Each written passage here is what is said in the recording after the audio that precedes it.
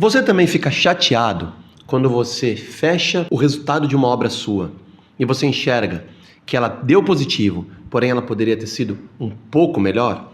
Ou seja, que o resultado do teu projeto, ele foi positivo, mas ele poderia ter dado uma margem de lucro maior do que realmente ela deu? No vídeo de hoje, eu vou te mostrar uma reforma que a gente fez, uma reforma que a gente pegou ela já em andamento, entramos para dar sequência e acabar com o serviço que estava sendo mal executado, estimamos uma receita, estimamos um custo e estimamos uma margem de lucro no início desse projeto, e quando fechamos ele, a gente viu que tivemos resultado, foi positivo, porém poderia ter sido um pouco melhor. Mas antes disso, deixe seu like aí, curta esse vídeo, encaminha para o maior número de pessoas possíveis, se inscreva no canal para o YouTube poder entender que esse vídeo está ajudando muita gente e continuar distribuindo para o maior número de pessoas.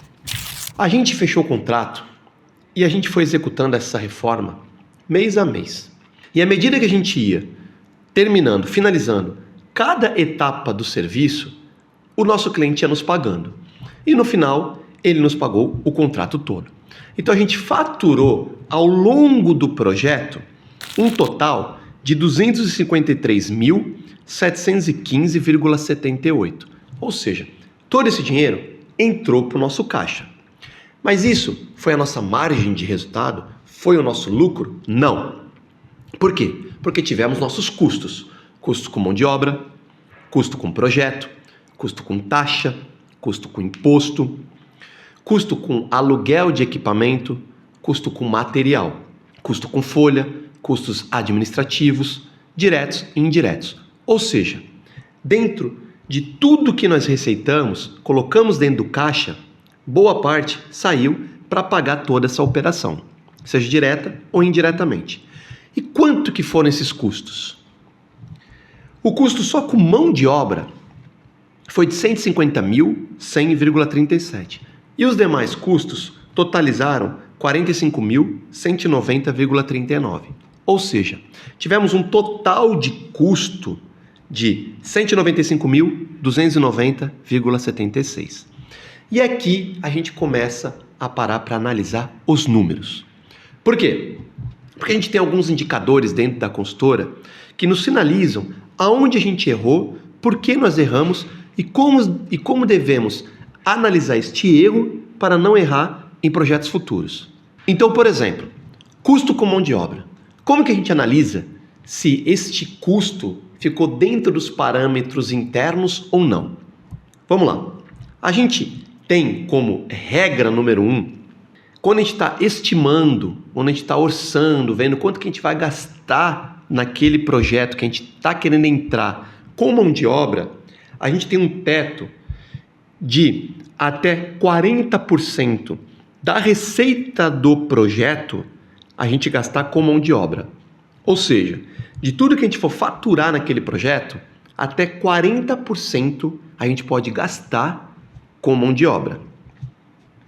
E aí, se a gente pegar o nosso custo com mão de obra, 150.100,37, e dividir pelo nosso faturamento, ou seja, pela nossa receita, por 253.715,38, a gente vai ver que este número, este custo, ele representa 59,16% das nossas receitas.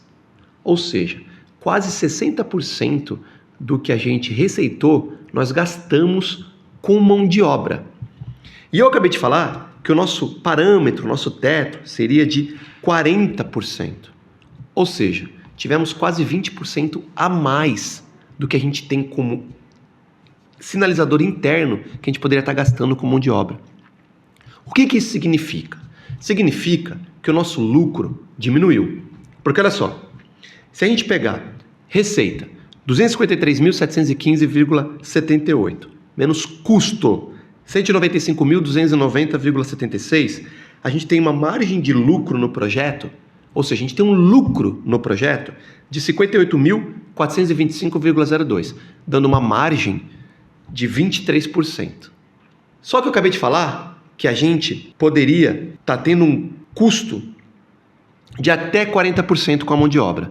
E nós tivemos de 59,16%, ou seja, 29% a mais. Se a gente pegasse esses 23% de resultado e transformasse eles em 40% de resultado, o que significa isso? Significa que a gente teria enxugado esse custo com mão de obra, dando um resultado maior para a operação, não ter gastado esses 59% em cima da receita e só os 40%, melhorando nossa margem de lucro, para o teto que a gente estima quando a gente fecha um contrato variar de 35% a 40%.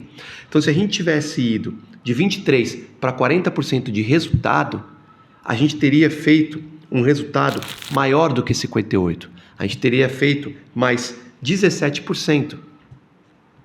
Que significa em dinheiro 43.131,62, que a gente deixou de lucrar, que a gente deixou de colocar como resultado líquido dentro do nosso projeto, deixamos na mesa, perdemos esse dinheiro por alguma incompetência, por alguma displicência ou por alguma falha de processo nosso com a mão de obra, uma vez que a gente já identificou que na mão de obra a gente perdeu 20% do nosso índice.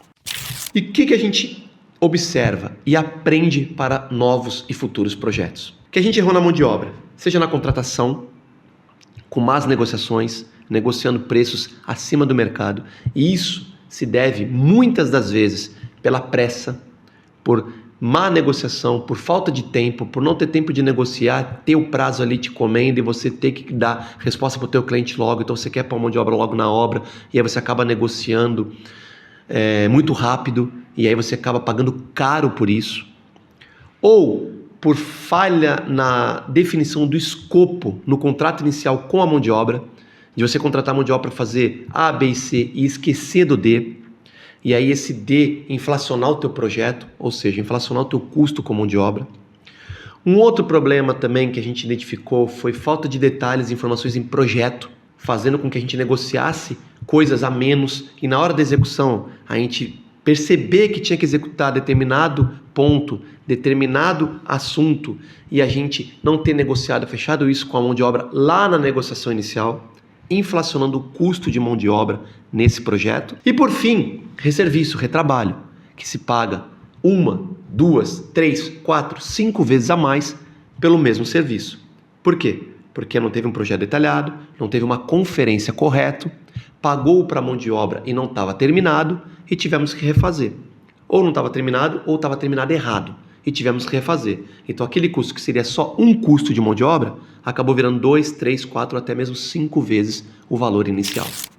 Então, em cima dessas observações, a gente percebe que detalhe do escopo, um escopo bem definido, e entender certinho o que precisa ser executado, o que foi contratado pelo cliente e tem que ser entregue, projetos cada vez melhores e mais informativos, podendo facilitar a negociação e a execução lá na hora do campo, e conferência, as conferências dos serviços, e só liberar a aprovação para pagamento depois que o serviço tiver sido conferido e aprovado pela equipe técnica do projeto. Com um escopo bem detalhado, projetos bem definidos e uma conferência correta, você não perde dinheiro, não inflaciona a tua mão de obra e melhora os seus resultados.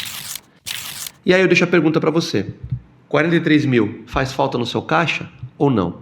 No meu fez. Comenta aqui embaixo, me conta se você já passou por isso, se você teve prejuízo com mão de obra, seja pela falha de definição de escopo, pela falta de informação em projeto ou pela falta de conferência em loco. E comenta aqui se você já teve resultados piores do que esse ou não.